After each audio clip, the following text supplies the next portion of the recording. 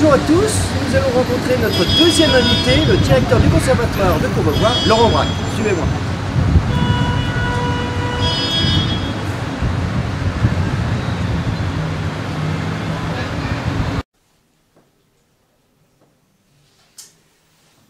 Bonjour Laurent, merci de nous recevoir. Donc là nous sommes au conservatoire. Alors justement, le conservatoire, est-ce que vous pouvez nous préciser, nous présenter l'activité du conservatoire?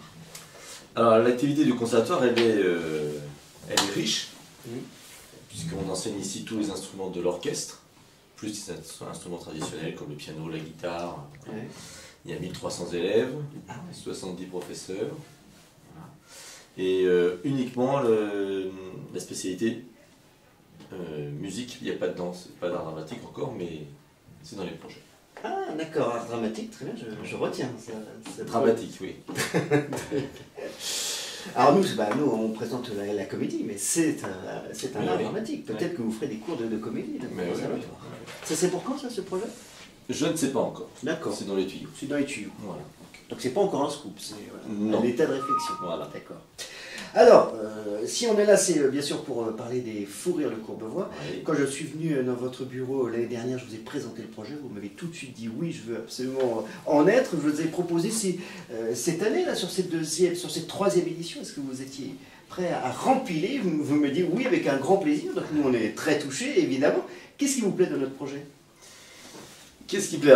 Ce qui était intéressant dans ce genre d'initiative, c'est de laisser la place à des gens dont c'est pas toujours le métier et de leur donner l'accès à la scène et au public. Et ça fait partie de l'émission du conservatoire aussi, c'est de mettre les élèves en situation de musiciens professionnels. Et donc c'est vraiment le cadre dans lequel nous travaillons aussi, nous. Donc, d'accord, donc vous avez vu aussi l'intérêt pour vos élèves de exactement, participer. Exactement. Et donc l'année dernière, les élèves, parce qu'on va un petit peu parler de cette deuxième édition, on vous a remarqué l'année dernière, on va y revenir, mais c'est vrai que les élèves, pour répondre à une demande totalement expressive de monsieur le maire, ils avaient fait les jingles. Oui. Vous pouvez nous en dire plus? Comment ça s'est fait les jingles? C'est vous qui avez eu l'idée de présenter...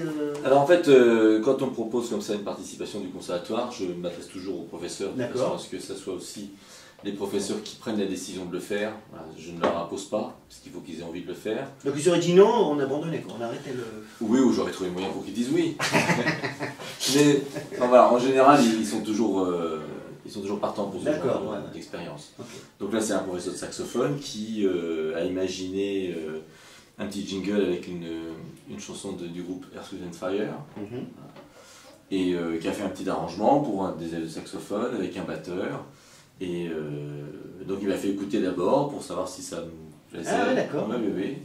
Il m'a montré l'arrangement et puis ensuite j'ai écouté un peu les élèves et puis c'est parti comme ça. D'accord. Ouais, c'était c'était un peu séquence émotion pour moi parce que ça me rappelait le cinéma du dimanche soir. Moi, il fallait que j'aille me coucher quand j'entendais cette musique. J'étais déjà couché. Ah d'accord. J'étais très sage. Non, j'étais très sage. Alors justement, cette deuxième édition, je vous avais donné carte blanche. Et alors, voilà, comment vous avez vécu cette participation à la deuxième édition? Alors en fait, on a pris un peu le risque, parce qu'on ne savait pas du tout ce que le public pouvait attendre de nous dans cette carte blanche. Et alors comme c'était la première fois, je mets toujours des formations dont je m'occupe moi au sein du conservatoire, pour ne pas mettre les professeurs en difficulté. Ah, oui. Voilà, donc, je reviendrai de toute façon cette année aussi, mais donc là j'avais mis l'ensemble vocal et puis je me suis dit, puisque c'est un festival d'humour, autant ne pas se prendre trop au sérieux, faire des choses sérieusement et pas trop se prendre au sérieux. Et comme en musique il y a aussi des gens qui savent écrire avec humour, voilà, donc on avait fait ce petit truc et puis j'ai l'impression que le public avait bien réagi à ça. Ça a été très très bien accueilli et du coup, grâce à vous, on a pu avoir une salle pleine pour la remise des prix, puisque c'était cette problématique, comment retenir le public, et avec une carte blanche de Laurent Braque et sa formation, c'était quasiment gagné, mais ceci dit, vous avez raison, comme c'était une première, on ne savait pas comment, tellement on allait, et vraiment on était vraiment ravis, et je pense que les festivaliers étaient ravis. En tout cas, moi et les choristes, on dit trop très bon. Ils ont apprécié? D'accord. Super. Et donc après, cérémonie de clôture, et là aussi, surprise, encore Laurent Braque sur scène pour... Alors peut-être pas moi, mais en tout cas le conservatoire. Oui. Voilà. Donc on va imaginer pareil, un petit jingle, alors ça sera peut-être pas des saxophones cette année, mais voilà, on sera là pour ça, pas de souci. D'accord, donc ça c'est pour la 3e édition, mais moi je voulais revenir sur la remise des prix, et vous nous avez fait le plaisir d'accepter la remise des prix, et pas n'importe quel prix, c'était... Ah oui, le mien. Oui. Ah oui, le prix de la meilleure actrice. Mais quand même, c'est pas moqué de vous. Mais oui, non, bien sûr. Excusez-moi, j'avais pas compris, bien sûr.